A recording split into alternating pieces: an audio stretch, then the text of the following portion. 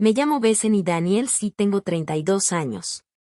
El Día de Acción de Gracias del año pasado, frente a 19 familiares, mi mamá se rió y me preguntó qué se sentía ser una inútil. Tenía en la mano una copa del buen vino de mi hermana y una bolsa nueva colgada del brazo, y se aseguró de que toda la mesa estuviera pendiente. Lo que nadie sabía era que, 48 horas antes, yo había terminado en silencio con un secreto que llevaba 6 años guardando. Cuando mi respuesta salió en esa mesa, mi papá se levantó tan rápido que su silla rechinó contra el piso, y la pregunta que gritó partió a mi familia en dos. La sonrisa de mi mamá desapareció ahí mismo, entre el pavó y la salsa de arándanos. Pero ese momento no fue el final. Fue la mecha. Porque lo que mi papá hizo después, lo que mi hermana descubrió en sus propios estados de cuenta y lo que mi mamá dijo cuando ya no le quedaron lágrimas, fue algo que ninguno de ellos esperaba. Déjenme regresar un poco y contarles cómo era mi vida el otoño pasado. Soy enfermera pediátrica y llevo 9 años trabajando en el turno de noche en un hospital infantil de Dayton, Ohio. Puedo ponerle un suero a un niño pequeño que está gritando mientras su camilla está en movimiento. Sé 16 maneras de tomarle la temperatura a un paciente. Pero, al parecer, lo que no sabía hacer era entender a mi propia madre. Vivía en un pequeño departamento tipo estudio en Maple Street, con una estufa de 2 quemadores y una ventana que daba hacia un estacionamiento. La mayoría de las noches cenaba huevos con arroz. Y antes de que alguien diga que era una cena triste, quiero aclarar que sabía preparar unos huevos bastante decentes con salsa de soya y cebollín. Pero comía huevos porque los huevos cuestan lo que cuestan, y en ese momento era lo que podía pagar. Mis uniformes los compraba en el área de liquidación. Mi carro ya tenía 190,000 millas y la luz de revisar el motor estaba encendida desde hacía tanto tiempo que prácticamente la saludaba como si fuera mi compañera de cuarto. Y cada mes, en mi aplicación bancaria, aparecía una cuenta de ahorros que yo había llamado Fondo para la Casa. La idea era juntar el enganche para algún día comprar una casita. Después de 6 años trabajando turnos dobles, esa cuenta debería haber tenido muchísimo más dinero. Pero seguía casi vacía, como una tina con la coladera medio abierta. Y había una razón. El primero de cada mes, exactamente a las 6 de la mañana, salía dinero de mi cuenta. Era un retiro automático, grande y silencioso. Yo misma lo había programado a esa hora cuando todo comenzó. Las 6 de la mañana significaban que yo estaría en el hospital, ocupada con medicamentos y pacientes, demasiado distraída para verlo suceder. No programas un pago para una hora en la que sabes que no vas a estar pendiente, a menos que una parte de ti ya sepa que no deberías estar haciéndolo. Me tomó 6 años entender lo que ese horario estaba tratando de decirme. ¿A dónde iba todo ese dinero? Esa es la parte que nunca había dicho en voz alta hasta ahora. El dinero iba para mi mamá. Todo. Su renta, el súper, el seguro de su carro. Toda la estructura silenciosa de su vida pasaba por mi cuenta bancaria. Y nadie en mi familia lo sabía. Todo había comenzado 6 años atrás, 2 años después del divorcio de mis padres. Yo tenía 26 años. Una noche me pidió que fuera a verla, me sentó en la mesa de la cocina y se puso a llorar de una manera que nunca le había visto. Le temblaban las manos y tenía todo el rímel corrido. Tu papá me dejó sin nada, me dijo. Nada, Beth. Solo tengo $11 hasta el viernes. Así que le cargué una tarjeta para el súper. Ese fue el primer dominó que cayó. Un año después, se le venció el seguro del carro y yo empecé a pagarlo, porque me daba más miedo que mi mamá manejara sin seguro que pagar la cuenta. Luego, 4 años atrás, encontró un departamento que le encantaba, en un complejo llamado Berkshire at Willow Bend. Era de esos lugares con una fuente en la entrada, pero ella no podía rentarlo por su cuenta. Así que firmé como su aval y la renta se sumó a ese retiro de las 6 de la mañana. Al principio eran $1,250 al mes. Ella puso una condición. Me agarró de la muñeca y me lo dijo muy seria, ni se te ocurra contarle a tu papá. No te atrevas a hacerme pasar vergüenza frente a esta familia. Esto se queda entre nosotras. Yo me convencí de que aquello era cuestión de dignidad. Todos merecen conservar su dignidad y, además, ella era mi mamá. Así que seguí comiendo mis huevos, trabajando turnos dobles y guardando su secreto como una buena hija. 6 años. Durante 6 años guardé su secreto. Pero ese secreto tenía 2 partes y yo solo estaba cargando con una de ellas. Mi papá tenía la otra, y ninguno de los dos sabía que la misma mujer se las había repartido. Para ser justa conmigo misma, llevaba 30 años preparándome para eso. Mi mamá, Lorraine, nunca daba algo sin llevar una cuenta mental de lo que esperaba recibir después. La bicicleta que me regaló a los 9 años volvió a salir en discusiones durante toda una década. ¿Y yo que te compré esa bicicleta? Mis buenas calificaciones tampoco parecían ser completamente mías. Ella las presumía en la iglesia como si fueran un platillo que llevaba a una reunión. Cuando quedé en el cuadro de honor, primero se lo contó a las señoras de su grupo de estudio bíblico antes que a mí. Para ella, los favores eran préstamos. La bondad también acumulaba intereses. Cuando era niña, mi abuela a veces metía dinero para mi cumpleaños dentro de mi tarjeta, y mi mamá, de camino a casa, doblaba los billetes y los guardaba en su propia bolsa. Es para cuidarlos, decía. Y cuando veía mi cara en el espejo retrovisor, sonreía y soltaba la frase con la que prácticamente crecí: el amor lleva cuentas, cariño. Siempre las ha llevado. Lo decía con la misma naturalidad con la que otras mamás dicen: maneja con cuidado. Años después, cuando esos retiros de las 6 de la mañana ya me estaban dejando prácticamente sin dinero, le propuse que nos sentáramos a hacer un presupuesto. Eso se me da bien. Llevo un control más estricto de mis gastos del súper que el que algunos hospitales llevan de sus medicamentos. Ella me miró como si le hubiera sugerido que se pusiera a buscar comida en la basura. Los presupuestos son para gente pobre y de mente pequeña, dijo mientras revolvía su café. Y ahí terminó cualquier intento de hablar sobre finanzas. Quiero ser honesta con ustedes sobre algo. Yo no pensaba que nada de esto fuera raro. Un pez no se pone a preguntarse si el agua es extraña. Yo creía que así hablaban las mamás, que así funcionaba el amor y que para eso estaban las hijas. Me tomó 30 años, una foto de la playa y una libreta de cuero toda cuarteada descubrir de dónde había sacado mi mamá esa manera de hacer cuentas. Llegaremos a la libreta. Todavía pienso mucho en esa libreta. Esto era lo que yo estaba intentando conseguir después de tantas noches trabajando, una casita. Eso era todo. Ese era mi sueño completo. Nada enorme ni lujoso. Solo un lugar con un pequeño patio donde pudiera sembrar tomates, una cocina donde entrara la luz del día y una puerta principal que pudiera cerrar detrás de mí, sabiendo que nadie iba a llegar después a cobrarme algo. La primavera anterior me habían aprobado previamente para una hipoteca modesta.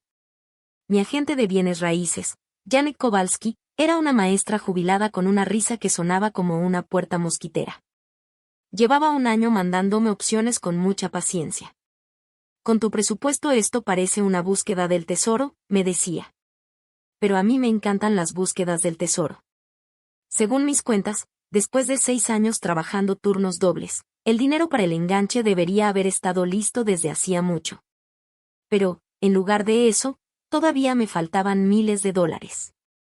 Así que empecé a tomar más turnos los fines de semana y le dije a Janet que siguiera buscando. Mientras tanto, el resto de mi familia seguía con su vida.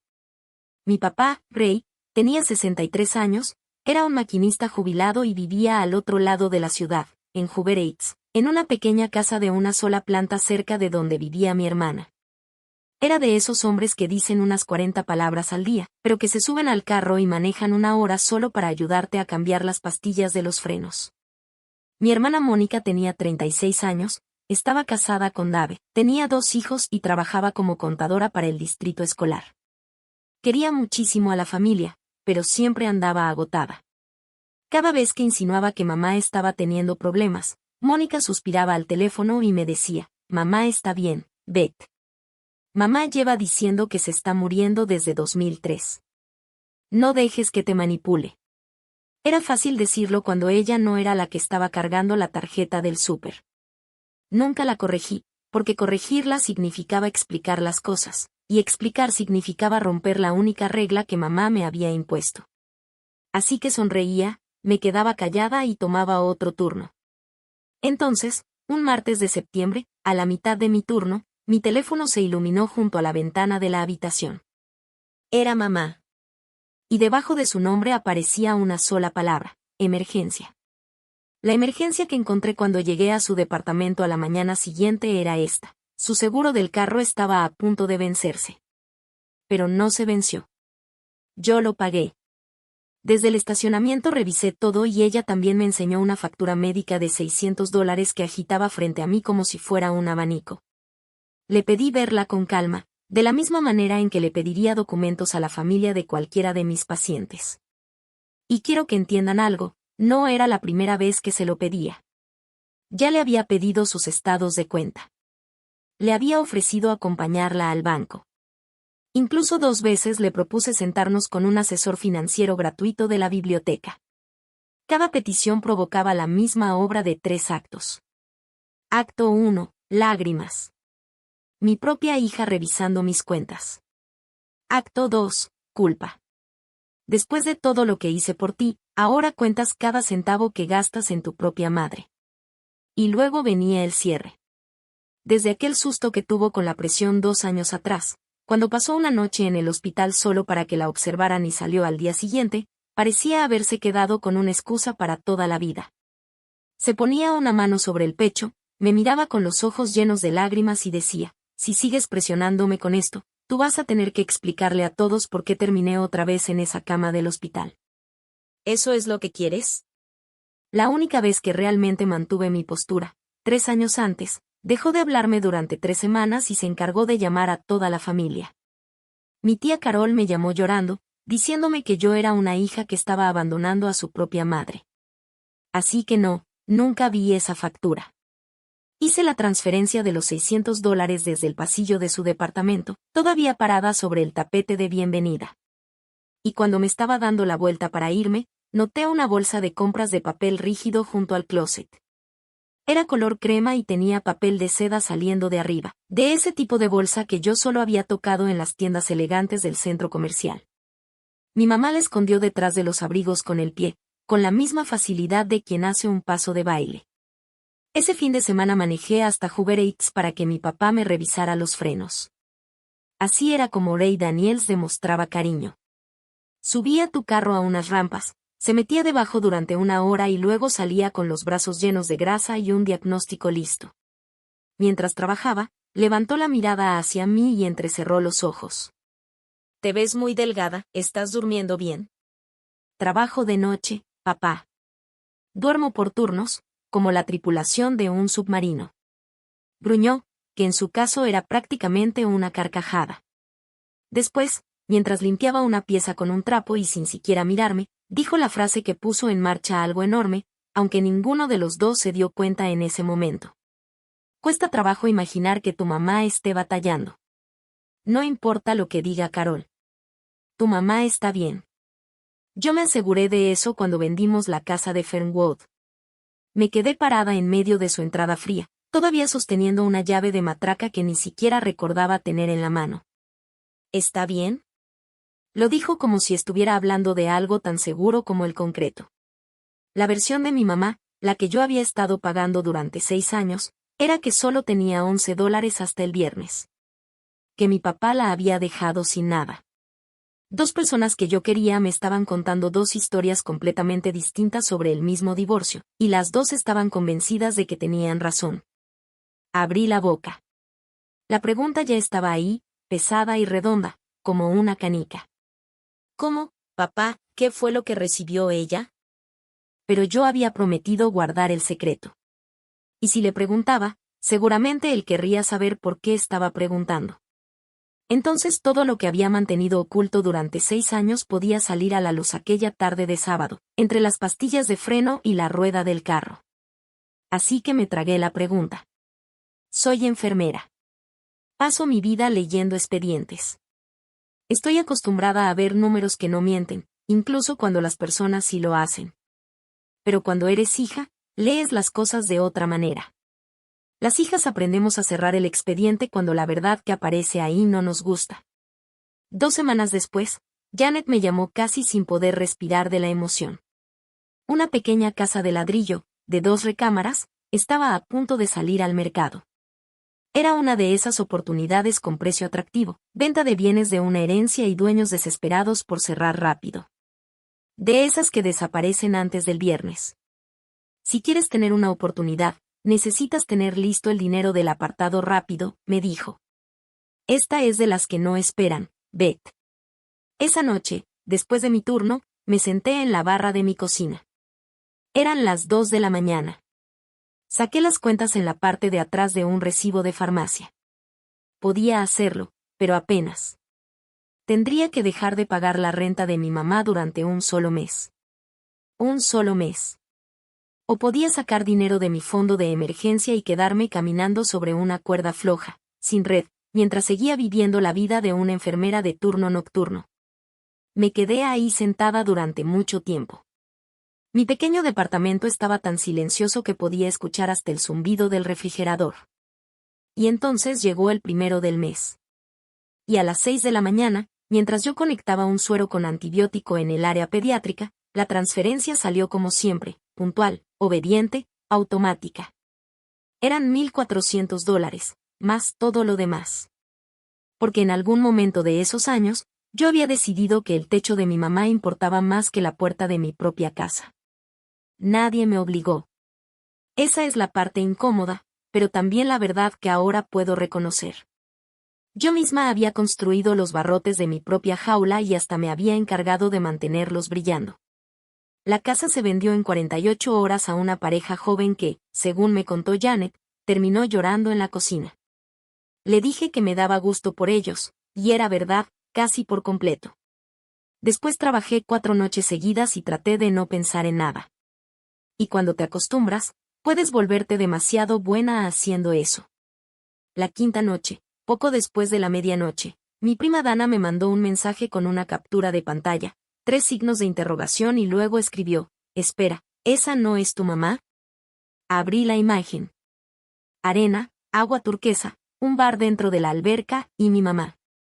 La captura venía del álbum de fotos que mi tía Carol había publicado para que toda la familia pudiera verlo. 6 días en Aruba.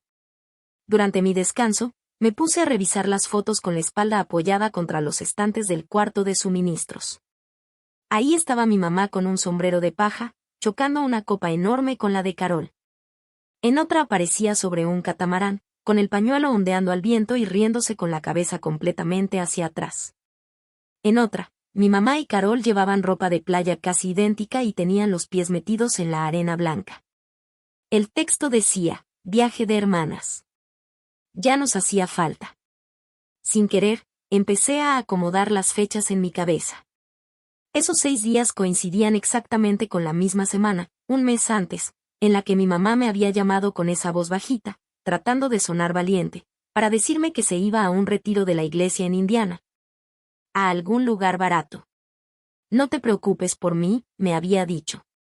Yo recordaba perfectamente esa llamada porque incluso le ofrecí pagarle el costo del retiro. Ella me respondió, tú ya haces demasiado, corazón. Y después de colgar, yo me quedé sintiéndome culpable porque ella se había sentido culpable por dejarme ayudarla. Ahí, parada en ese cuarto de suministros, empecé a buscar cualquier explicación que una hija leal pudiera aceptar. Tal vez Carol había pagado el viaje.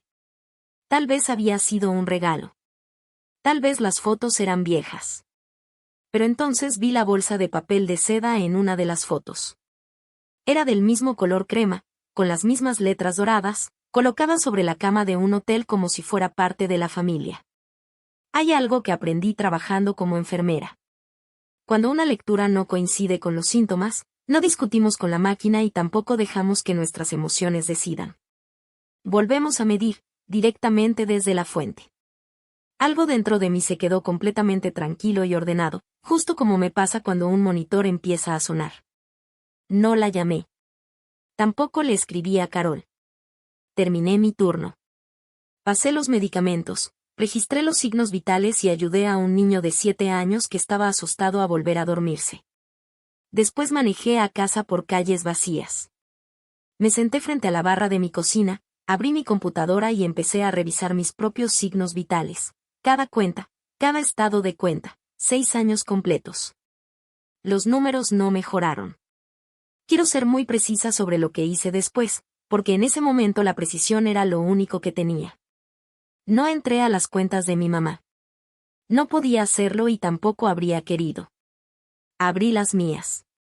Mis propios estados de cuenta, mi propio historial, todas esas transferencias silenciosas de las 6 de la mañana durante 6 años.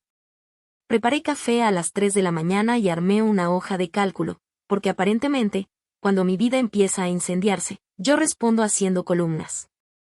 6 años de tarjetas para el súper, cargándolas una y otra vez. 5 años pagando el seguro de su carro. 4 años de renta en el Berkshire at Willow Bend, a $1,250 al mes. Y después anoté la fecha, la guardé y todavía no entendía qué significaba. Había un salto a $1,400 aproximadamente un año antes, y ella me lo había explicado diciendo que el edificio había subido la renta por la inflación. A todos les aumentaron, me había dicho. El mundo está cada vez más caro.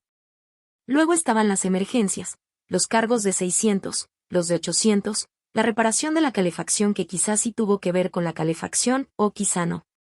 Cuando llené la última celda, me recargué en la silla y miré el total. Y el total parecía estar mirándome de vuelta. Un poco más de $100,000. Voy a dejar ese número ahí, porque yo también tuve que hacerlo. Más de $100,000 salidos de mi sueldo como enfermera, dólar por dólar, turno tras turno. Mientras mi fondo para la casa se quedaba vacío y las casas seguían vendiéndose a parejas que lloraban de emoción en sus nuevas cocinas.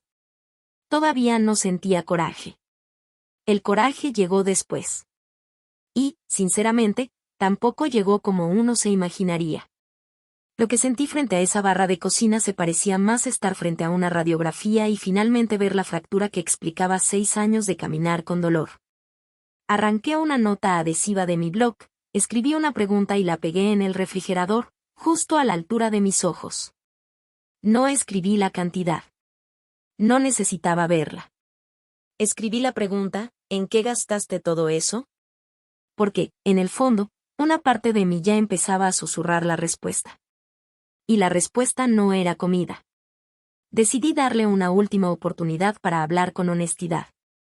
No quería tenderle una trampa. Quería darle una salida. La invité a tomar café en un pequeño lugar cerca de su departamento, uno donde vendían los panecitos que tanto le gustaban. Mientras manejaba hasta ahí, repetía mentalmente cómo iba a hablarle con calma, como si estuviera ensayando un discurso. Cuando me senté frente a ella, no mencioné Aruba. No mencioné la bolsa. Tampoco mencioné la hoja de cálculo que estaba guardada en mi computadora. Solo le dije, mamá, me preocupa la manera en que se está manejando el dinero. Déjame ayudarte a hacer un plan de verdad. Un presupuesto, quizá buscar un lugar más barato. Voy contigo a cada cita, tú y yo. Ella revolvió su latte durante unos segundos. Después soltó una pequeña risa, de esas que suenan lastimadas, pero que también parecen hechas para que la persona de la mesa de al lado las escuche. Carol pagó ese viaje, ¿sabes?, dijo. Yo ni siquiera había mencionado el viaje. Eso me confirmó que la captura que Dana me había mandado ya había dado la vuelta por toda la familia. Lo sabrías si alguna vez llamarás a tu tía. Ella me invitó, ¿se suponía que rechazara la invitación y avergonzara a toda la familia? Primer movimiento. La forma en que cambió la historia fue tan suave que casi parecía natural. Luego dejó la cuchara sobre la mesa y me miró con algo que se parecía demasiado a satisfacción. Ah, ya entendí. Ahora estás llevando la cuenta. El amor lleva cuentas, ¿verdad, Bethany? ¿Eso es lo que estamos haciendo? Segundo movimiento. Tomó la misma frase con la que me había criado y me la devolvió como si fuera una acusación contra mí. Y por primera vez sentí las paredes de aquel acuario en el que había vivido durante años. Entonces, sin siquiera detenerse, llegó el tercer movimiento. Ya viene Navidad. Voy a necesitar $800 para los regalos. A menos que quieras que tu mamá sea la única que no tenga nada debajo del árbol. Y ahí fue donde 6 años de mi vida empezaron a romperse. No dije que sí. Tampoco saqué el teléfono para hacerle la transferencia mientras ella me observaba, como tantas veces antes. Me escuché decir, déjame pensarlo. El silencio que siguió duró quizá 3 segundos. Pero esos 3 segundos me dijeron todo lo que necesitaba saber sobre el precio de atreverme a pensar antes de obedecer. No pasaron ni 48 horas antes de que empezara el ataque. Primero llamó mi tía Carol a la hora de la cena, con esa voz que ya sonaba como si estuviera de luto. Bethany Ann Daniels, después de todo lo que tu madre ha sacrificado por ti. Me llamó llorando y me dijo que la trataste mal por lo del café, dinero, Bethany, en Navidad. Yo noté en silencio que, en esa versión, yo había sido la que perdió el control. Los $800 habían dejado de ser una petición concreta y ahora eran parte de una supuesta ofensa que yo le había causado. Después llegó un mensaje de Mónica, mientras iba de una reunión de presupuesto al entrenamiento de fútbol de Tyler. ¿Qué pasó entre tú y mamá? ¿Puedes simplemente devolverle la llamada? Está muy alterada y no deja de marcarme. Es semana de reuniones con los maestros, por favor. Nadie me preguntó qué había pasado. Ni una sola persona. Ahora entiendo que así funciona todo ese sistema. La cadena de llamadas no existe para reunir los hechos. Existe para repartir sentencias. Esa noche fui a trabajar con la mandíbula adolorida de tanto apretarla. Y entonces el turno de noche, como a veces pasa, me puso un espejo enfrente. En el cuarto 14 había un niño de 6 años con neumonía que por fin estaba mejorando. Su mamá llevaba 3 noches enteras sentada junto a su cama. Cada vez que le ofrecíamos una camita para descansar, la rechazaba. La tercera noche, alrededor de las 2 de la mañana, entré para conectarle unos líquidos y la encontré dormida, sentada, con un brazo metido entre las barandas de la cama. Tenía la mano apoyada sobre el tobillo de su hijo, como si estuviera sosteniendo una puerta para impedir que la oscuridad entrara. Nunca nos había levantado la voz. Nunca nos había dicho lo que creía que le debíamos. Me quedé ahí, bajo esa luz tenue, escuchando el suave sonido de la bomba, y entendí un poco mejor cuánto puede costar el amor cuando nadie está llevando una cuenta. Saqué la cobija extra de la camita que ella se negaba a usar y se la acomodé sobre los hombros. Después salí al pasillo y me quedé completamente quieta durante un buen rato, haciendo cuentas que ninguna hoja de cálculo podría registrar. El 1 de noviembre cayó en mi día libre. Y en lugar de dejar que la transferencia automática saliera a las 6 de la mañana, ese mes la cambié por un giro postal. Fue un pequeño acto de control, parecido a acomodar las sábanas de una cama de la que sabes que todavía no puedes levantarte. Yo misma manejé hasta el Berkshire at Willow Bend para entregarlo. El vestíbulo olía a canela y pino. Había una chimenea de gas encendida, los pisos brillaban y un piano automático tocaba suavemente para nadie. La señora Álvarez, la encargada del edificio, ya me conocía bien. Yo era la aval de la renta y los cheques llevaban mi nombre. Así que, para ella, yo no era la hija. Yo era la cuenta. Recibió el giro postal con una sonrisa enorme. Justo a tiempo, como siempre. Ah, y dime, ¿qué tal les está gustando a todos la remodelación? El departamento de 2 recámaras, con estudio y cochera. Ese modelo es mi favorito. Mantuve una expresión tranquila, esa cara de enfermera que uso cuando un resultado no parece tener sentido, pero resulta que sí lo tiene. Recuérdeme cuando hicieron ese cambio, le dije, como si nada. Ella tocó algunas teclas en la computadora. Hace 14 meses. Pasaron del departamento de una recámara al modelo Cambridge. De ahí viene la diferencia. Son como $150 más al mes. $150 al mes. El supuesto aumento general del edificio. La inflación. El mundo está cada vez más caro. Mi mamá no estaba tratando de mantenerse a flote. Había decidido agregarle un estudio y una cochera a su barco y después mandarme a mí la cuenta de la gasolina. Le di las gracias a la señora Álvarez, pasé frente a la chimenea y al piano que tocaba para nadie, y salí al estacionamiento. Ahí me quedé haciendo el grito más silencioso de toda mi vida. Mi mamá no se estaba hundiendo. Estaba redecorando. Quiero detenerme un momento aquí, porque quizá algunos de ustedes conocen exactamente esa sensación. Estar parado en un lugar bonito y descubrir que el sacrificio que tú hacías era el dinero que alguien más estaba gastando. Si alguna vez te pasó algo parecido, Cuéntame en los comentarios qué fue lo que finalmente te hizo darte cuenta. Y suscríbete, porque lo que hice después lo hice en completo silencio. No manejé directamente a casa desde Willow Bend. Necesitaba que mis manos llevaran el volante hacia algún lugar que no fuera la fuente del edificio de mi mamá.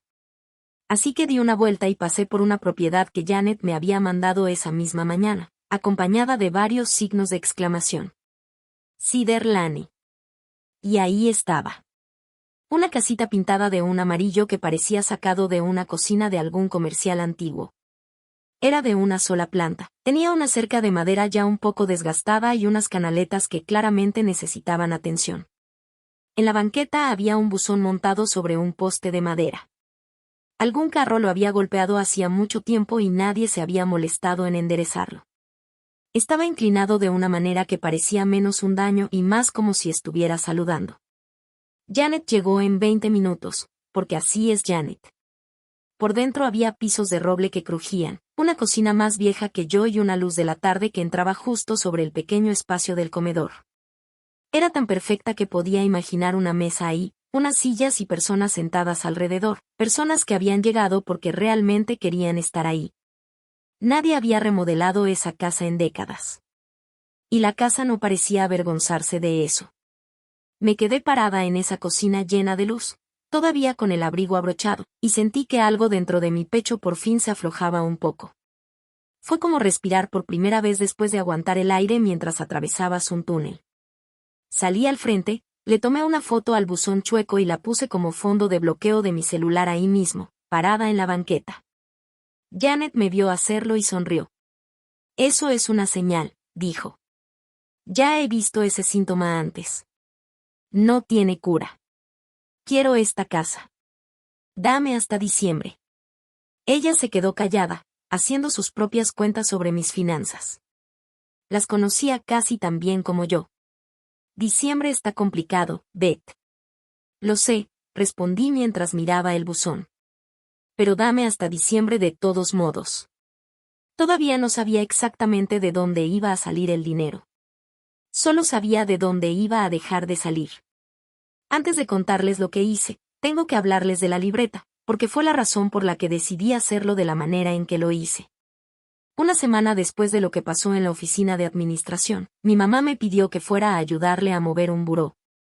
No había ninguna disculpa pendiente ni nada parecido. Solo me dijo, te necesito el sábado.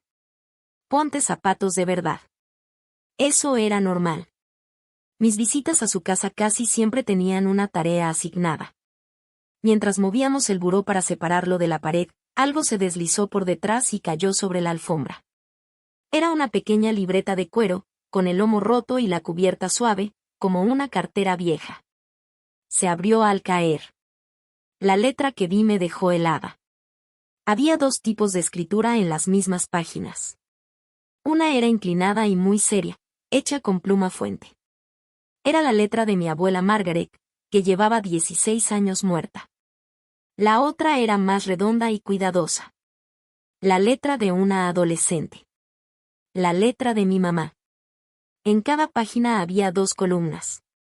Zapatos escolares, $4.50. Piano, $2 por clase. Visita al doctor, $6. Abrigo de invierno. Y enfrente de cada gasto aparecía la manera en que debía pagarlo de vuelta. Limpiar los pisos de los Henderson. Guardar silencio durante la cena. Trabajar el sábado. Página tras página tras página. Mi mamá cruzó el cuarto más rápido de lo que jamás la había visto moverse y me arrancó la libreta de las manos. Y durante un segundo, solo un segundo en el que bajó la guardia antes de volver a ponerse la máscara, vi a mi mamá de 61 años convertirse en una niña de 15. Una adolescente parada frente a su propia madre, esperando descubrir cuánto le iba a costar lo que había recibido ese día. Le devolví a mi madre cada centavo antes de casarme, dijo en voz baja. Sonaba casi orgullosa. Casi como si estuviera pidiendo que la entendiera. Es la única cosa que estoy segura de que alguna vez me dijo y que era completamente verdad. Después levantó la barbilla, el ambiente cambió y la voz que yo conocía volvió, como una llave regresando a su posición. El amor lleva cuentas, cariño. Siempre las ha llevado. Ahí, parada entre el buró y la pared, finalmente vi toda la cadena. Eslabón por eslabón. Desde la pluma fuente de Margaret, pasando por las cuidadosas columnas que mi mamá había escrito de adolescente, hasta la nota adhesiva que estaba pegada en mi refrigerador. Sentí pena por ella. Todavía la siento. Pero una cadena seguía siendo una cadena. Y entender por qué ella llevaba esas cuentas no significaba que yo tuviera la obligación de seguir pagando. Ahora quiero decirles lo que no hice. Y créanme, cada noche se me ocurrían muchas opciones. No hice una captura del álbum de Aruba para mandársela a mi papá con un círculo rojo alrededor de mi mamá. No llegué a una cena familiar con una hoja de cálculo impresa. Tampoco usé las lágrimas, las llamadas familiares ni a todos los parientes como armas en su contra. Porque si le ganaba a mi mamá usando exactamente el mismo juego que ella había usado durante años, el juego iba a continuar. Solo cambiaría quien estaba a cargo. Yo quería salir de ese casino. Así que construí una puerta en lugar de fabricar una bomba. En el hospital busqué a Ranatada, nuestra trabajadora social, que llevaba 20 años ayudando a familias a resolver problemas de cuidados y dinero sin que nadie terminara emocionalmente destrozado. Le planteé una situación hipotética que no engañó a nadie ni por un segundo. Aún así, ella me ayudó. Durante nuestro descanso, tomando café de máquina expendedora, hablamos de lo que realmente podría pagar una mujer de 61 años que pronto empezaría a depender de su seguro social. Revisamos qué comunidades para adultos mayores del condado eran decentes, seguras y, sí, incluso agradables. Había 3 opciones, con precios calculados en semanas y no en años. También explicó cómo funcionaba una cita con un asesor financiero y hubo un detalle que para mí era muy importante. Yo podía pagarle directamente al asesor. Podía ayudar sin entregarle dinero en efectivo. Era una especie de puente, pero con límites claros. Ranata puso los documentos sobre la mesa y usó una expresión profesional para describir lo que yo había estado haciendo durante 6 años. Estaba facilitando que todo siguiera igual. La detuve. No necesito una palabra para describirlo, le dije. Necesito tener firmeza. Resultó que eso no costaba nada. Ella se rió y después me dijo una frase que, desde entonces, he repetido cientos de veces. No puedes hacer un presupuesto que saque a alguien de una creencia, Bethany. Lo único que puedes hacer es dejar de financiar esa creencia. Esa noche compré un sobre de manualidades, de los gruesos y resistentes, y metí todo adentro. 3 opciones de departamentos, la tarjeta de un asesor con una cita que yo ya había pagado y una hoja escrita a mano donde explicaba que estaba dispuesta a ofrecer en lugar de dinero. Mis domingos. Mi ayuda para mudarse. Mi tiempo. Mi presencia de verdad. Después invité a mi mamá a comer ese sábado. Pero antes de que llegara el sábado, hice algo que debía haber hecho muchos años antes. Se lo conté a mi hermana. Mónica se sentó en la barra de mi cocina después de acostar a sus hijos. Abrí la computadora y fui enseñándole todo paso por paso. Mis propios estados de cuenta. Nada robado. Nada espiado. 6 años de tarjetas para el súper. 5 años de seguros. 4 años de renta, incluyendo aquel aumento que supuestamente era por la inflación. Después apareció el cambio de departamento, el estudio, la cochera y el viaje. Mi hermana es contadora. La vi leer los documentos de la manera en que leen los contadores. Y vi cómo el color se le iba de la cara poco a poco. Beth, dijo finalmente, con mucho cuidado. Mamá me debe $3,200. Sentí que el cuarto se inclinaba. Eran préstamos pequeños, explicó. Una cosa de la calefacción, otra del dentista, dinero para llegar al siguiente pago y luego otro préstamo. Nunca me devolvió nada. Siempre era urgente. Y cada vez venía acompañada de un suspiro y de la misma historia, que Mónica era la única persona con la que podía contar. Porque tu hermana nunca me ayuda. Bethany tiene su propia vida pequeña. Ya sabes cómo es ella. Me quedé ahí sentada escuchando la voz de mi mamá describiendo a una Bethany que nunca ayudaba. Mientras tanto, en la pantalla entre las dos, aparecían mis transferencias de las 6 de la mañana, una tras otra. Mi mamá nos había mantenido en habitaciones separadas y le había hecho creer a cada una que la otra estaba vacía. Mónica quería acabar con todo esa misma noche. Quería imprimir la hoja de cálculo, engraparla y leerla en la cena de Acción de Gracias como si fuera un informe para los accionistas. Y ahí fue donde ella y yo tomamos caminos un poco diferentes. No, le dije. Yo no voy a hacerle lo mismo que ella me ha hecho a mí. No quiero público. No quiero una emboscada. Simplemente voy a dejar de hacerlo. Mónica me miró, apretando la mandíbula. Después soltó el aire, me tomó la mano y dijo: Está bien. Tú decides. Luego agregó: Pero yo ya no voy a cubrirla. Y si esto sale en mi mesa, no voy a mentir. 2 días después, la cadena de llamadas familiares entregó su nuevo anuncio. Mamá iba a pasar Acción de Gracias en casa de Mónica. Y llevaba, según dijeron, un anuncio importante. No era difícil imaginar de qué se trataba, porque Carol ya se había encargado de adelantar la noticia a cualquiera que tuviera teléfono. Mamá estaba pensando seriamente en mudarse a Florida para estar cerca de su hermana, en algún lugar cálido que, según ella, sería mejor para su salud. Y ahí estaba la frase que sostenía todo: va a necesitar ayuda de los niños para instalarse. Instalarse. Ya había escuchado esa expresión antes, en la entrada de la casa de mi papá, cuando hablaba de aquella casa en Fernwood Street. Aunque todavía no entendía exactamente qué quería decir. Pero empezaba a darme cuenta de que, en mi familia, ayudar a instalarse siempre terminaba siendo una cuenta que encontraba la manera de llegar al mismo buzón. Esa misma semana apareció la camioneta. La vi cuando llevé las compras. Yo seguía llevándole el súper mientras preparaba mi salida, porque no dejas de alimentar a alguien justo la semana en que por fin encuentras la fuerza para poner límites. Una cosa no tiene que ver con la otra. Ahí estaba, estacionada en su lugar asignado. Una camioneta nueva, con las placas del distribuidor todavía puestas, brillando como un diente recién pulido. Al menos eso descubrí después. Mi mamá me vio mirándola y se adelantó a explicarlo. Era algo que siempre hacía. El carro viejo ya no era seguro, dijo, cruzándose de brazos para protegerse del frío. Pero claro, ninguno de mis hijos se preocupa por revisar cómo estoy. Si me pasara algo en la carretera, entonces sí todos pondrían atención. Yo estaba ahí, sosteniendo sus bolsas del súper. Sus compras en mis manos, justo en ese momento. Era como tener frente a mí una imagen perfecta de toda nuestra relación. Y sentí que la última pequeña duda que quedaba dentro de mí se apagó en silencio, como una lucecita que finalmente se queda sin gas. Mi mamá no estaba en problemas. En 6 años, nunca había estado realmente en problemas. Tenía un estilo de vida. Ese estilo de vida tenía personal. Y ese personal era yo. La comida del sábado ya estaba planeada. El sobre estaba sobre mi barra de cocina como un pasajero esperando su tren. Y la noche anterior, después de mi turno, hice lo que siempre hago.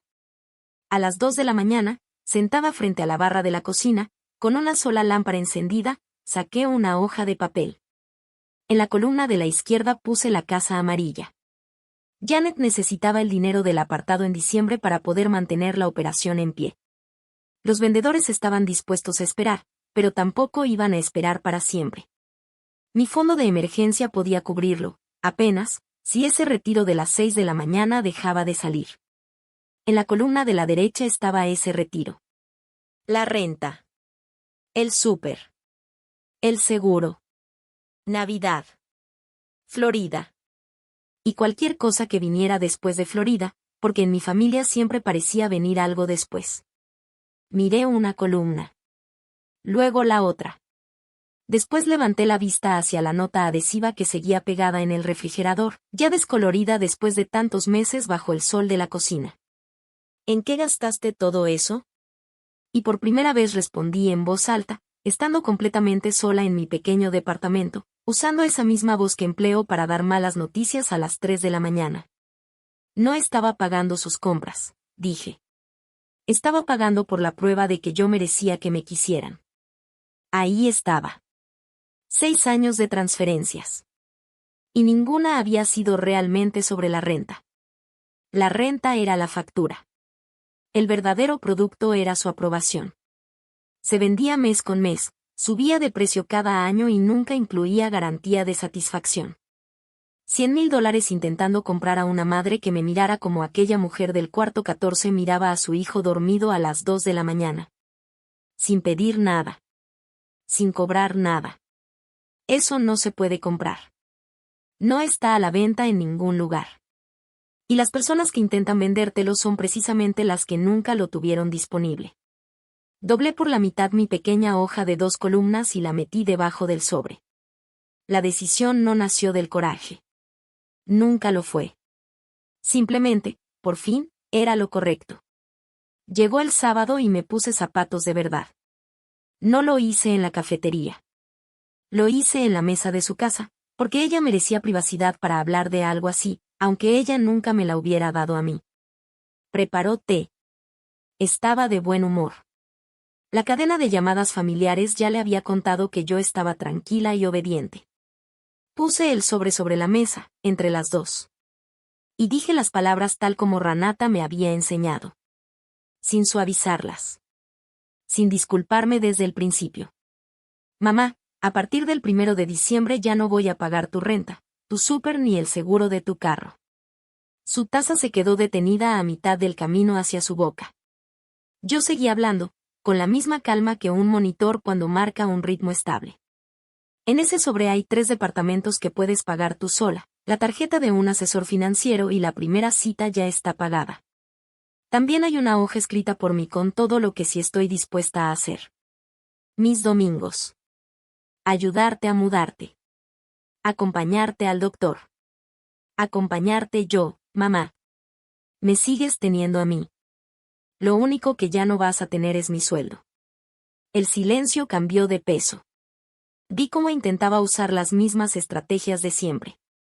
Primero los ojos se le llenaron de lágrimas, pero se secaron en cuanto se dio cuenta de que no había público. Su mano subió hacia el pecho, pero esta vez se detuvo antes de tocarlo. Y entonces apareció en su rostro algo que nunca antes me había permitido ver directamente. Una calma fría. Una mirada completamente calculadora. La adolescente de aquella libreta había crecido y ahora estaba haciendo las cuentas del día. Vas a dejar de significar algo para esta familia, dijo finalmente. Cada palabra cayó sobre la mesa como una moneda. Yo me voy a asegurar de eso. Para Navidad, nadie va a mencionar tu nombre en la casa de mi hermana. Me levanté, acomodé mi silla y dejé el sobre exactamente donde estaba. Ella ni siquiera lo miró mientras yo seguía ahí. No gritó. No lloró. No me llamó cuando salía al pasillo. Y eso me asustó más que cualquiera de sus escenas anteriores. El martes por la mañana, 2 días antes de Acción de Gracias, me senté por última vez frente a la señora Álvarez y firmé el documento que establecía que mi nombre saldría como aval cuando terminara el contrato. El 31 de enero. No podía borrar la firma que había puesto 4 años atrás. Si mi mamá dejaba de pagar antes de febrero, todavía podían venir conmigo a cobrarme. Así que aparté algo de dinero por si acaso, porque yo no hago amenazas y tampoco dejo problemas sin resolver. Lo que sí podía hacer era negarme a seguir alimentando la cadena. La señora Álvarez procesó todo sin mostrar ni un poco de juicio.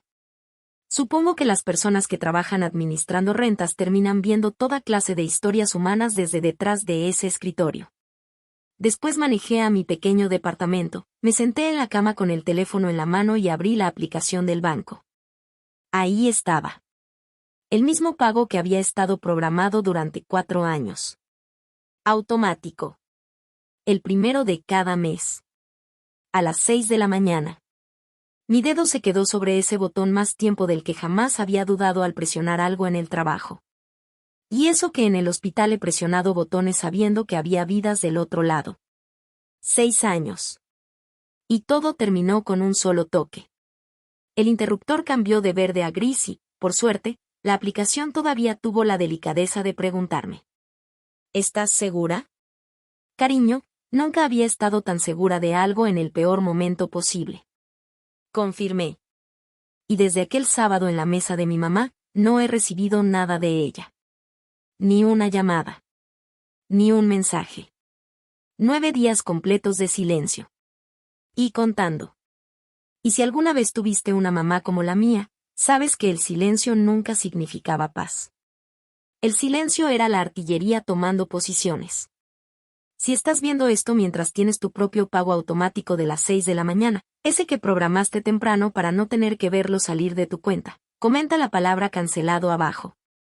Voy a entender perfectamente lo que quieres decir.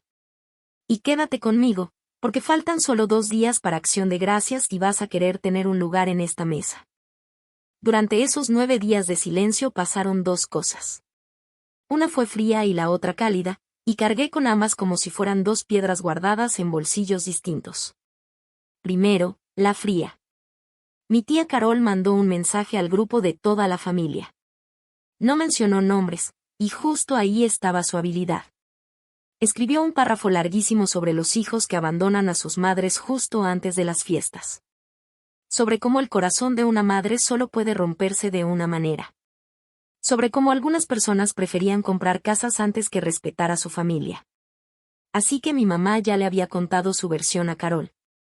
Y, al parecer, mi búsqueda de casa también había dado la vuelta por toda la familia. Mónica respondió en el grupo con un simple pulgar arriba a una pregunta sobre el súper y después me escribió en privado.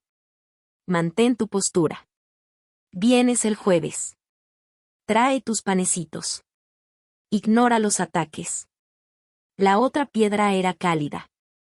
El lunes, durante mi hora de comida, manejé hasta la compañía de títulos y transferí $3,000 para apartar la casa. Y el miércoles por la mañana, Janet me llamó prácticamente cantando. Aceptaron la oferta. El cierre queda para febrero. La casa amarilla de Cedar Lane estaba pendiente de papeleo y de que todo saliera bien. Y estaba a punto de ser mía. Después manejé hasta allá y me quedé 10 minutos parada en la banqueta, bajo el frío, mirando el buzón chueco. La pantalla de bloqueo de mi teléfono mostraba exactamente la misma imagen, como si fuera una promesa. No me permití sentirlo por completo. La felicidad me parecía demasiado parecida a jugar con fuego. Entonces, el miércoles por la noche, la artillería finalmente disparó. Y llegó con perfume. Sonó mi teléfono. La voz de mamá estaba alegre, brillante, como si nuestra última conversación en su mesa nunca hubiera sucedido. Nos vemos el jueves, cariño. Trae tus panecitos. Va a venir toda la familia. Toda. Pronunció esa palabra con suavidad. Como quien prueba con el pie una tabla del piso que ya sabe que está floja. Mi mamá nunca entraba a una habitación sin haber preparado primero el escenario. La cena de Acción de Gracias en casa de Mónica era prácticamente una producción con 19 personas. El mantel bueno. Una mesa plegable pegada al final para los primos. La mesa pequeña de los niños en el estudio. Dave friendo el pavó afuera en una olla enorme. Él trataba la freidora como si fuera un carro de carreras. Dana y los primos discutían sobre el partido, intentando mantener el volumen en un nivel más o menos respetuoso. Mi papá, con su único suéter elegante, se sentaba en el extremo más tranquilo de la mesa mientras le daba aceitunas negras a Tyler para que se las pusiera en los dedos. Yo llevé mis panecitos porque siempre llevo mis panecitos. Los dejé sobre la mesa con las manos que, por suerte, casi no me temblaban. Mamá llegó 40 minutos tarde, como de costumbre. Lo bastante tarde para hacer su entrada, pero nunca tanto como para perderse el momento de llegar. Llevaba un abrigo color camel, el cabello recién arreglado y aquella bolsa de papel crema con letras doradas, la misma que había visto en las fotos. La llevaba en el brazo como si fuera un pequeño trofeo. Fue saludando a cada persona con abrazos. Cuando llegó conmigo, me dio una versión del saludo sin brazos. Dieron las gracias por la comida, todos llenaron sus platos y, justo a tiempo, comenzó el espectáculo. Primero soltó un suspiro. Después miró hacia Carol y habló con un volumen perfectamente calculado para que toda la mesa pudiera escuchar. Yo puedo sola. Eso es lo que he aprendido este año. Cuando envejeces, descubres quiénes son realmente tus hijos. Carol le dio unas palmaditas en la mano. La esposa de uno de mis primos hizo una cara de compasión. Yo seguí comiendo mis ejotes. Pero hubo algo que noté y que nadie más pareció ver. Mi papá, sentado en el extremo tranquilo de la mesa, se quedó completamente quieto. Bajó el tenedor y clavó la mirada en su exesposa con ese mismo gesto que pone cuando un motor le marca una cosa en el tablero, pero por el ruido y la vibración sabe que está pasando algo totalmente distinto. Fue Dana, mi dulce prima Dana, quien encendió la mecha sin darse cuenta. En algún momento entre los segundos y el pey, preguntó desde el otro lado de la mesa. Beth, ¿cómo va la búsqueda de tu casa? ¿Ya encontraste algo? Yo quería mantener todo tranquilo durante ese día. Así que respondí con sencillez. Pues sí. Encontré una. Es pequeña, amarilla, tiene un buzón chueco y me encanta. Una ola de alegría recorrió la mesa. Dave celebró en voz alta. Dana aplaudió. El rostro de mi papá se iluminó con la primera sonrisa completa que le había visto en un año. Y Mónica me apretó la rodilla debajo del mantel. Durante unos 4 segundos, fue el momento más bonito que mi familia había tenido en una década. Entonces escuché a mi mamá dejar el tenedor sobre el plato. Un clic preciso de metal contra porcelana. Y lo supe. Igual que cuando sabes que un monitor está a punto de lanzar una alarma.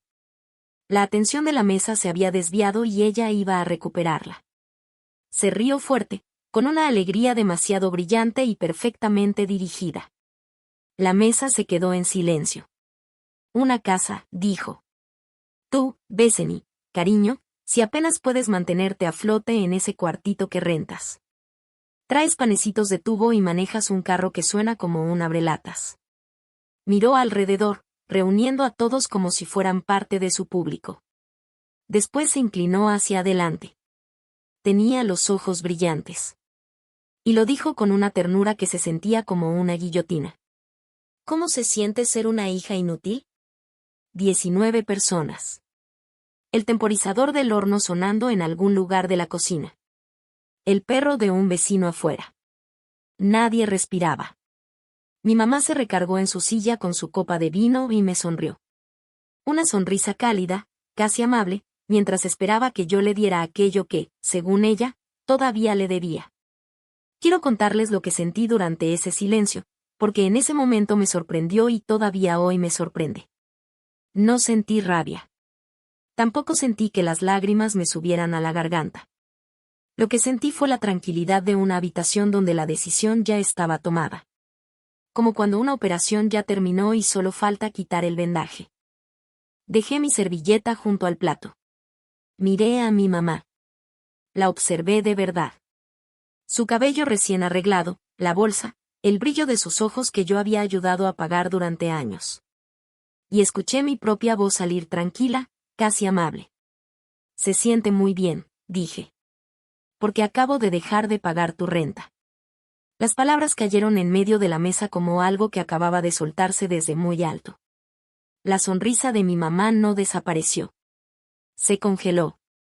Se quedó pegada a su rostro durante medio segundo más de lo que debía.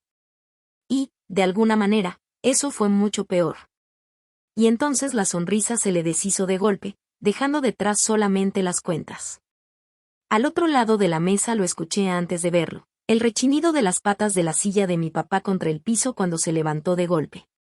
Tenía 63 años, la servilleta todavía metida en el cuello de la camisa, y su voz llenó el comedor como no lo había hecho desde que yo era niña. ¿Renta? ¿De qué renta estás hablando? Y la mesa entera quedó congelada.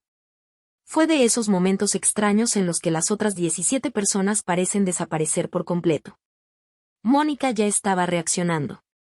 Gracias a Dios, se llevó a los niños hacia el estudio, prometiéndoles una película y pay en la mesita de cartas. Dave apagó la televisión cuando volvió a entrar. Carol se llevó lentamente una mano al pecho. Mi mamá miró de mí a mi papá, y entonces vi algo que jamás había visto en una reunión familiar. Dudó. Besen y paga mi renta, dijo finalmente, usando el tono de alguien que está explicando algo aburrido a un empleado. Los hijos ayudan a sus madres, Raymond. Aunque tú no entiendas lo que significa ser una familia. ¿Desde cuándo?, preguntó mi papá. La segunda vez ya no sonó como una pregunta. ¿Desde cuándo, Bethany? Así que se lo conté. Sin hoja de cálculo, sin sacar el teléfono y sin levantar la voz. Solo los hechos, claros y directos, uno detrás de otro. 6 años, papá. Primero el súper, después el seguro de su carro y luego la renta. Los últimos 4 años también fui su aval en Willow Bend. El año pasado la renta aumentó porque se cambió a un departamento más grande. 2 recámaras, un estudio y cochera. Y en septiembre pasó 6 días en Aruba mientras yo seguía pagando todo. A mí me dijo que estaba en un retiro de la iglesia en Indiana. Cada frase parecía golpear a mi papá en un lugar que yo no podía ver. Apretó el respaldo de la silla hasta que la madera empezó a crujir. Después volteó hacia mi mamá. Su voz salió baja, quebrada y terrible. Lorraine, yo te di $180,000. Cada centavo de la venta de la casa de Fernwood. Yo me quedé con la pensión. Te di el dinero de la casa para que nunca tuvieras que preocuparte. Para que nuestras hijas nunca tuvieran que hacerse cargo de ti. Miró alrededor de la mesa, rodeado de familiares que acababan de descubrir 2 secretos al mismo tiempo. Luego volvió a verla. ¿En qué te gastaste ese dinero? Durante unos segundos, mi mamá se quedó completamente quieta. Después la maquinaria se puso en marcha. Las lágrimas aparecieron justo a tiempo, brillando para quienes estaban sentados más lejos. ¿De verdad vas a usar el dinero para echármelo en cara en acción de gracias? Luego se volteó hacia mí. Soy tu madre, yo te di la vida. Tú me debes. Todo iba a salir bien. Mudarnos a Florida habría solucionado todo si no fueras tan egoísta. Y ahí estaba el verdadero anuncio. Muerto antes de poder empezar. Una factura disfrazada de sacrificio. Lo que pasó después es algo para lo que, sin saberlo, me había estado preparando toda la vida. Mi mamá se puso de pie. Apoyó las 2 manos sobre el buen mantel de Mónica y sacó toda su voz de autoridad, esa voz capaz de llenar una iglesia y hacer que hasta un farmacéutico se quedara callado. Y entonces jugó la última carta que le quedaba. Está bien, ¿quieres contarle los centavos a tu propia madre? Entonces decide, Bethany. Si sales por esa puerta, dejas de ser mi hija. Ni en Navidad, ni en mi funeral, ni nunca más. Tú decides. La habitación se quedó en silencio, esperando mi respuesta. Y yo la miré. Me obligué a verla de verdad. Y por fin entendí algo. No estaba viendo a la madre por la que había estado pagando. Durante 6 años había estado dando dinero cada mes esperando que algún día se convirtiera en una mujer capaz de mirarme como aquella mamá del cuarto 14 miraba a su hijo. Pero esa versión de mi madre nunca iba a aparecer. No existía. Solo estaba la mujer que tenía enfrente. 61 años, impresionante, aterrada y parada en medio de una batalla que ella misma había provocado, ofreciéndome una última oportunidad para seguir comprándola. Yo también me puse de pie. No lo hice rápido. Acomodé la silla detrás de mí porque el piso de Mónica es bonito. La cita con el asesor ya está pagada, dije. Mi voz siguió tranquila, mientras sabía que la de ella no volvería a hacerlo. La lista de departamentos está en tu mesa. Esa oferta no tiene fecha de vencimiento, mamá. Puedes tener mis domingos. Puedes tener mi ayuda. Pero mi sueldo ya no. Tomé mi abrigo del perchero junto a la puerta. Detrás de mí, su voz empezó a subir. Se quebró y terminó volviéndose aguda, de una manera que nunca antes había escuchado frente a otras personas. El amor lleva cuentas, Bethany. Siempre las ha llevado. Me detuve en la entrada. Y por última vez le devolví aquella misma cuenta familiar, con calma, como cuando cierras un expediente. Entonces ya quedó todo pagado. No azoté la puerta. La cerré suavemente, con un pequeño clic, casi como el punto final de una cuenta. Y el aire frío me recibió. Llegué hasta los escalones del porche. Mi respiración salía en pequeñas nubes. Mis llaves estaban perdidas en algún bolsillo de mi abrigo y mis manos parecían tener voluntad propia. Entonces escuché la puerta de atrás. Era mi papá. Bajó un escalón y se quedó junto a mí, apoyado en el barandal, mirando el pasto congelado como si le debiera una explicación. Mi papá quizá dice unas 40 palabras al día, y esa noche ya había gastado la mitad gritándole a mi mamá. Así que lo que dijo después lo dijo despacio. Yo me aseguré de que tu mamá estuviera bien. Me sentía orgulloso de eso. Movió la mandíbula, como buscando las palabras. Pero durante todos estos años nunca me pregunté quién se estaba asegurando de ti. Volvió a guardar silencio. 6 años, Bessie. 6 años con sueldo de enfermera. Y yo estaba aquí cerca, creyendo que mis hijas estaban bien. Puso una mano sobre mi hombro. Pesaba como una caja de herramientas. Y la dejó ahí. Eso fue todo su discurso. Y fue suficiente. Entonces la puerta volvió a abrirse. Era Mónica, sin abrigo, con los brazos cruzados para protegerse del frío y un plato cubierto con papel aluminio en las manos. No te vas a ir a tu casa con el estómago vacío. Eso no va a pasar, dijo mientras me ponía el plato en las manos. Y el domingo, mis hijos te van a ayudar a empacar tu departamento. Emma ya apartó la pistola para la cinta. A través de la ventana iluminada detrás de ella todavía podía ver la mesa que acababa de dejar. Carol tenía un brazo alrededor de mi mamá. Mi mamá hablaba mientras movía las manos en el aire. Y ya sabía perfectamente lo que estaba haciendo. Estaba reconstruyendo la historia hasta convertirla en una versión donde ella era la víctima. Ahora tenía menos público. Pero se las arreglaría. Abracé a mi hermana. Abracé a mi papá. Me subí a mi pequeño carro ruidoso. Y no manejé a casa. Manejé hasta el otro lado de la ciudad, apagué el motor en Cedar Lane y me quedé a oscuras, mirando el buzón chueco iluminado por los faros. Entonces se encendió mi teléfono. Mamá. Un mensaje de voz de 41 segundos. Me quedé dentro del carro, con el dedo sobre el botón de reproducir, durante un buen rato. Como cuando dudas antes de quitar una venda. Finalmente lo escuché completo. 41 segundos. Y mi mamá hizo que cada uno contara. Eso sí se lo reconozco. Mi madre nunca fue improvisada. El mensaje empezó con furia. Había humillado a su propia madre frente a toda la familia en un día tan importante, después de todo lo que ella había hecho por mí. Como al segundo 15, cambió por completo y se convirtió en tristeza. Ella era una mujer mayor. Estaba sola. Jamás había imaginado que una hija suya pudiera ser tan fría. Y después, por unos segundos, su voz se volvió dulce. Una dulzura casi insoportable. Eras mi sombrita, ¿sabes? Siempre estabas conmigo. Eras mi ayudante, mi niña buena. Si hubiera terminado ahí, tal vez habría llorado dentro de ese carro oscuro. Pero no terminó ahí. El mensaje cerró con la amenaza. Si no arreglas lo que hiciste antes del domingo, no vuelvas a llamarme nunca. Furia, tristeza, cariño y amenaza. Todo en el orden exacto. Otra actuación completa de la única canción que mi mamá conocía. Escuché el mensaje y me di cuenta de que aquello que antes me dolía por dentro ya estaba cubierto por algo. Tal vez era una cicatriz. O quizás simplemente era una cuenta que por fin había quedado pagada. No le devolví la llamada.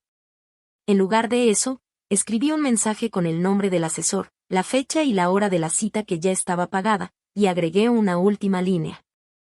La oferta sigue en pie, B. Enviar. Después puse el teléfono boca abajo en el asiento del copiloto y miré la pequeña casa amarilla, oscura y tranquila detrás de aquel buzón chueco. Durante 6 años había pagado cada mes para sentir que yo valía lo suficiente como para que alguien quisiera conservarme. Esa noche, estacionaba frente a una casa que todavía ni siquiera me conocía, sentí algo completamente distinto. Sin pagar nada. Sin demostrar nada.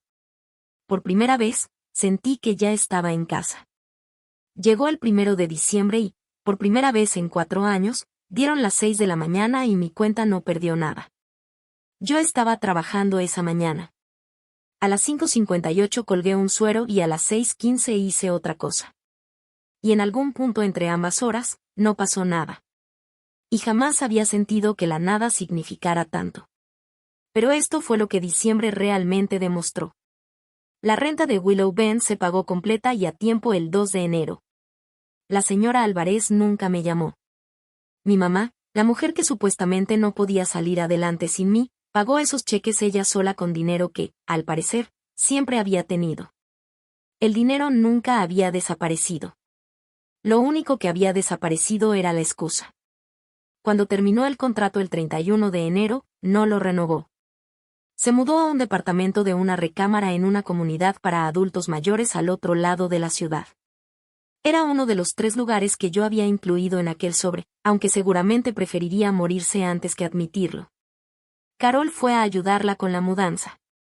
Y en menos de un mes, la historia ya tenía su nueva versión oficial. Según ella, había decidido llevar una vida más sencilla porque las cosas materiales son una especie de prisión. Presentó esa filosofía en la iglesia y, por lo visto, tuvo bastante buena recepción. La camioneta la devolvió en cuanto terminó el contrato que tenía. Ella se quedó con la bolsa. Solo fue una vez a la sesión con la asesora que yo había pagado. Después declaró que la mujer era poco inteligente y grosera, y nunca volvió. Mi mamá no cambió. La mayoría de las personas no lo hacen. Ella simplemente se adaptó, como siempre, de una manera impresionante y casi imposible de vencer. Y la libreta de cuentas que llevaba en la cabeza siguió abierta, solo que mi nombre ya no aparecía en ella. Nunca más. Cerré la compra de la casa amarilla durante la 3ª semana de febrero, en una oficina de títulos con café bastante malo y una pluma encadenada al escritorio. Después de todo lo que había pasado, me pareció gracioso que alguien creyera que podían robarse una pluma. Las llaves no pesaban nada y, al mismo tiempo, lo significaban todo. Mi papá apareció el primer sábado sin que yo se lo pidiera, con su caja de herramientas en la camioneta, y pasó toda la tarde arreglando los escalones podridos del porche. Casi no dijo una oración completa en todo el día, pero cada tabla que colocaba era una muestra de cariño pensada hasta el último detalle. Se quedó a cenar. Le preparé huevos con arroz y se sirvió 2 platos. Fue la cena más elegante que he preparado para alguien. El domingo, los hijos de Mónica llegaron con la pistola para la cinta adhesiva. Emma y Tyler encontraron la pintura en el garaje y me rogaron que les dejara arreglar el buzón. Cuando salí con limonada, ya lo habían pintado de nuevo, pero lo dejaron chueco a propósito. Muy en serio, Emma me explicó. Parece que está saludando. Se queda chueco para siempre. En abril llegó una tarjeta de cumpleaños a ese buzón. Reconocería esa letra en cualquier parte. Pensando en ti, mamá. Sin disculpas. Sin cuentas. Me quedé un rato parada junto a la banqueta y después puse la tarjeta en la ventana, donde todavía está. Una grieta en una pared no es una puerta. Pero 2 veces al mes, los domingos, todavía llevo a mi mamá al súper. Ella habla.